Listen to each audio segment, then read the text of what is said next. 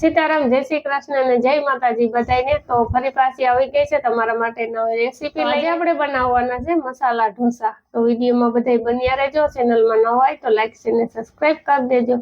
તો શરૂ કરીએ આજની મસાલા ઢોસાની રેસીપી। तो ढोसा बनावा माटे मैं अहींया 1 वाटकी चोखा लई लीधा छे, 1 चमची चणानी दाळ, 2 चमची अड़दनी दाळ अने 1 चपटी मेथी। तो चोखाने आपणे एक वासणमां एड करी दઈએ અને એક વાસણમાં અડદની દાળ અને ચણાની દાળ અને આપણા ઢોસામાં ઝડપથી આથો આવી જાય તે માટે આપણે 1 ચપટી મેથી। તો હવે બધી જ વસ્તુને આપણે પલાળવાની છે।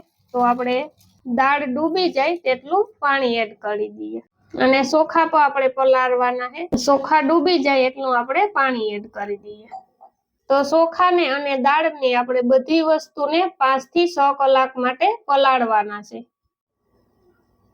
5 થી 6 કલાક જેવો टाइम થઈ ગયો છે અને આપણા દાળ અને ચોખા બંને પલળી ગયા છે। હવે દાળ અને ચોખામાંથી આપણે પાણી કાઢી લઈએ અને દાળ ચોખાનું પાણી આપણે ફેંકી નથી દેવાનું, તેને આપણે પીસવામાં ઉપયોગ કરવાનો છે। તો અહીંયા આપણે 1 વાટકી ચોખા લીધા હતા અને ત્રીજા ભાગની આપણે અડદની દાળ લીધી હતી, એટલે કે ચોખા અને અડદનું માપ આપણે આ રીતના રાખવાનું છે। 1 ભાગના ચોખા અને 3 ભાગની આપણે દાળ રાખવાની છે અને 1 નાની ચમચી જેટલી આપણે ચણાની દાળ એડ કરી હતી। તો મેં અહીંયા મિક્સર જાર લઈ લીધું છે। તો આપણે ચોખા અને દાળને અલગ અલગ પીસવાના છે। તો પહેલા આપણે ચોખા પીસી લઈએ। આપણે જે પલાળી ગયેલ ચોખામાંથી પાણી કાઢ્યું હતું તે આપણે 3 નાની ચમચી જેટલું એડ કરી દઈએ। તો આપણું ચોખાનું બેટર થઈ ગયું છે તૈયાર। તમે જોઈ શકો છો આ રીતના થીક બેટર રાખવાનું છે। તો હવે આને આપણે એક વાસણમાં એડ કરી દઈએ। હવે આપણે દાળને પીસી લઈએ અને દાળમાં આપણે જે પલાળી ગયેલ દાળમાંથી પાણી કાઢ્યું હતું તેમાંથી આપણે 2 નાની ચમચી જેટલું એડ કરી દઈએ। તો આપણું દાળનું બેટર આ રીતનું અધકચરું પીસાઈ જાય તે પછી આપણે પૌવા એડ કરવાના છે। ચોખાના પૌવા છે અને આપણે જ્યારે પીસવું હોય ત્યારે 5 મિનિટ પહેલા આને પલાળી દેવાના। હવે હું અહીંયા પૌવા એડ કરી દઉં અને ફરી પાછું મિક્સર જારમાં પીસી લઈએ। તો દાળ અને પૌવાનું બેટર પણ આપણું થઈ ગયું છે તૈયાર। તો હવે ચોખાના બેટરમાં આપણે એડ કરી દઈએ। તો દાળ અને ચોખાનું બેટર આપણે સારી રીતે ફેટી લઈએ આ રીતના હાથેથી 5 થી 6 મિનિટ સુધી, જેથી કરી અને સારી રીતે આથો આવી જાય। તો 5 થી 6 મિનિટ જેવો ટાઈમ થઈ ગયો છે અને આપણું બેટર સારી રીતે ફેટાઈ ગયું છે અને આ રીતનું થીક બેટર છે, તમે જોઈ શકો છો। તો હવે આ બેટરને આપણે 5 થી 6 કલાક માટે રેસ્ટ દેવાનો છે, જેથી કરી અને સારી રીતે આથો આવી જાય। તો બેટરને ઢાંકી 5 થી 6 કલાક માટે આપણે મૂકી દઈએ। તો 6 થી 7 કલાક જેવો ટાઈમ થઈ ગયો છે અને તમે જોઈ શકો છો આપણા ઢોસાનું બેટર એકદમ ફૂલી ગયું છે। તો પરફેક્ટ આથો આવી ગયો છે આપણા ઢોસાના બેટરમાં। તો 1 મિનિટ આપણે આને ચમચાથી હલાવી લઈએ। તો 1 મિનિટ જેવો ટાઈમ થઈ ગયો છે અને તમે જોઈ શકો છો આ રીતનું આપણું બેટર થઈ ગયું છે તૈયાર। તો આ સમયે થોડુંક બેટર આપણું ઠીક લાગતું હોય તો થોડું પાણી એડ કરી અને બેટરને પરફેક્ટ કરી લેજો।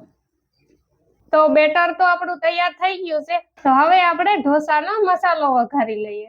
તો આપણે ઢોસાનો મસાલામાં આવશે આપણે સિમ્પલ મસાલો છે, બાફેલા બટેટા, ચણાની અને અડદની બાફેલી દાળ, ડુંગળી અને મરચાની કટકી।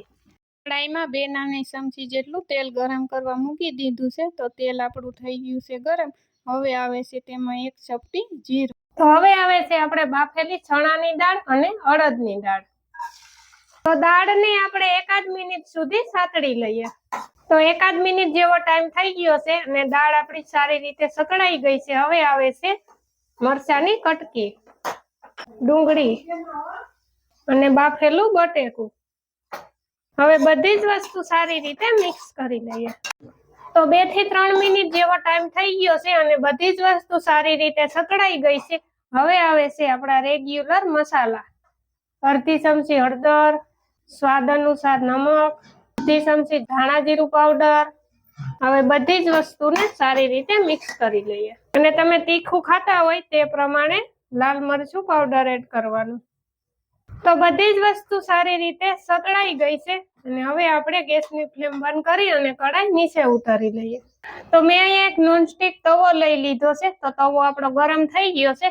આપણે તવાને ભીના કપડાથી લૂઈ લઈએ જેથી કરી અને તવાનું ટેમ્પરેચર ડાઉન થઈ જાય।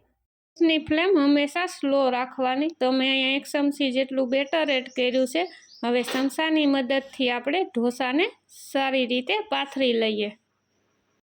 તો ઢોસાને પાથરતી વખતે એક ખાસ વાતનું ધ્યાન રાખવાનું છે કે ચમચાથી આપણે વજન નથી દેવાનો। તો હવે ઢોસા ઉપર આપણે થોડું માખણ લગાવી દઈએ।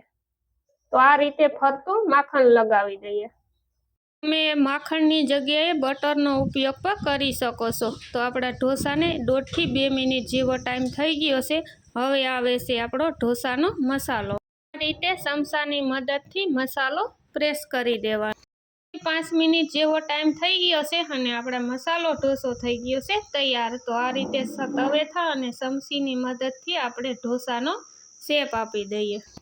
તો આપણો મસાલા ઢોસા થઈ ગયો છે તૈયાર। તમે જોઈ શકો છો એકદમ ક્રિસ્પી।